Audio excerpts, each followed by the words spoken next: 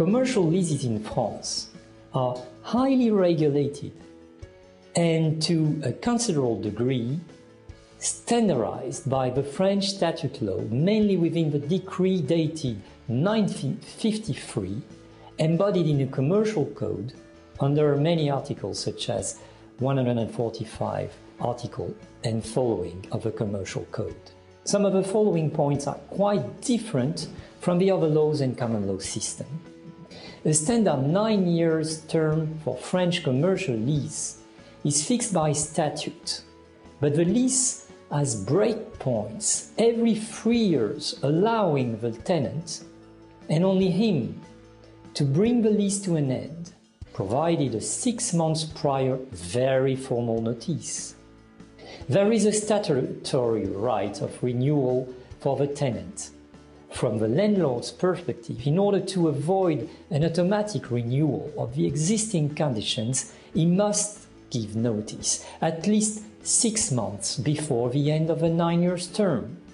But this notice period could be made longer contractually. The method and timing of rental index linkage to increase the rent is completely provided and framed by the law. The termination of the lease is subject to highly constraining procedural requirements, which, if not complied with, tend to embarrass the landlord. The tenant has an absolute right to complete the 9 years term and, moreover, a statutory right to receive a renewal offer for further 9 years period of time, albeit more than probably at an increased rental amount.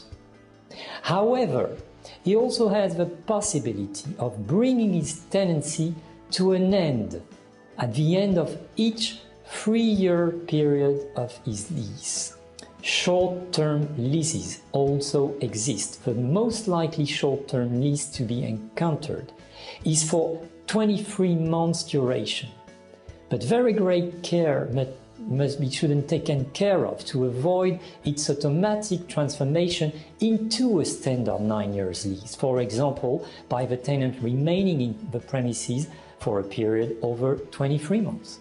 It is very rare in France to encounter commercial leases with have a term of duration over 9 years, but sometimes leases of 12 years term are found which are outside the statutory framework, and care should be taken before entering such an agreement.